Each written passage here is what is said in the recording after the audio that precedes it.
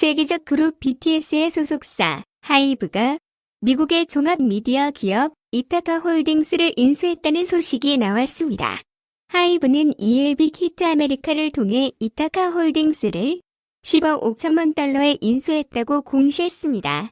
이타카 홀딩스는 아리아나 그란데, 저스틴 비버, 제2발빈, 데미 로버토, 블랙 아이드 피스 등이 소속된 SB 프로젝트 및 테일러 스위프트가 소속이었던 컨트리 앤 빅 머신 레이블 그룹을 자회사로 두고 있는 기업인데요.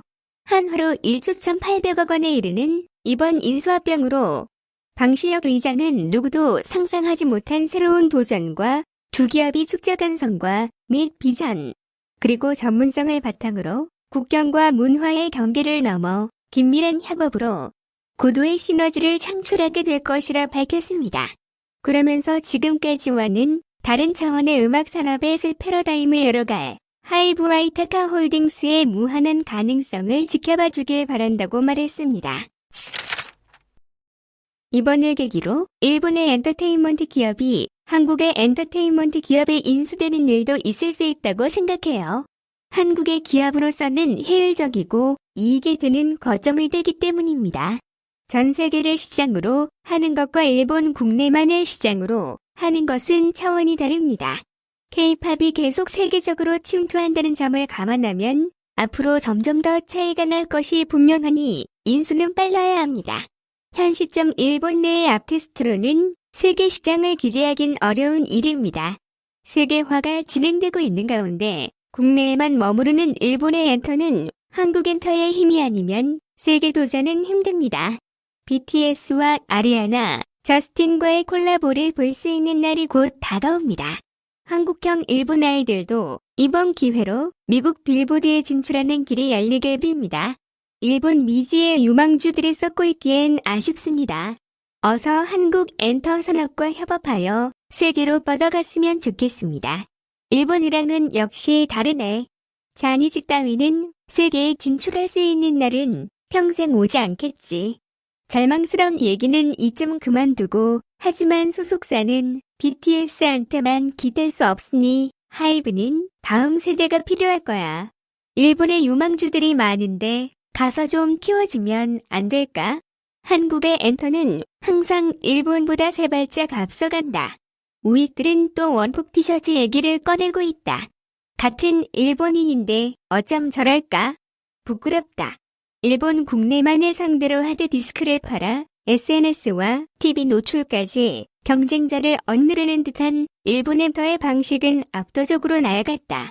독자적으로 SNS로 플랫폼을 쌓아 올려 발신하고 재미있는 버라이어티를 무료로 다른 언어로 자꾸만 발전해 나가는 BTS는 대단하다. 국내 아이돌들은 갈라파고 수화와 디지털화로 뒤처지고 있는데 변함없는 일본의 형태는 참으로 안타깝다. 하이브 대단하네요. BTS가 데뷔했을 때는 작은 기획사였는데 이렇게까지 클 줄이야. 방 대표는 머리가 좋고 성격도 좋은 사람이기 때문에 모든 것을 균형 있게 잘 해나갈 겁니다. 이 정도로 커지면 그것이 무엇을 의미하는지 우리 일본의 엔터 업계는 모르겠지. 방 대표님 방탄이 하고 싶은 거 할 수 있는 환경 잘 지켜주셔야 돼요. 믿어요.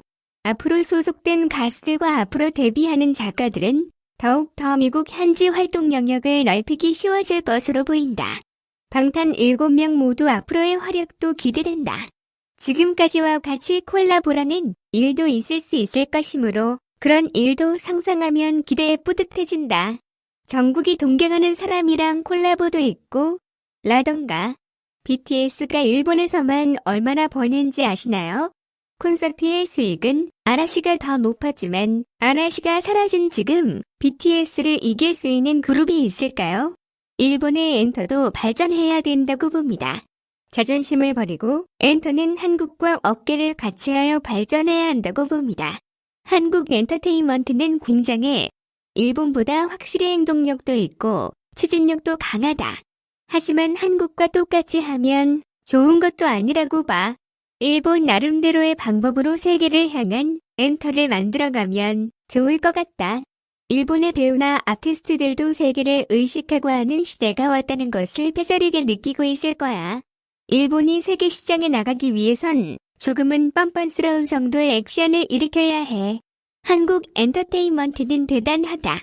아카데미 상과 그래미상을 봐도 알 수 있듯이 이 엔터 세계에서 일본은 한국을 따라잡을 수 없게 되어버렸다.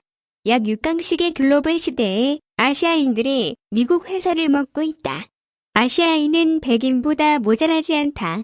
BTS를 보고 일본도 느껴야 할 때며 한국에 뒤지지 말고 도약해야 한다.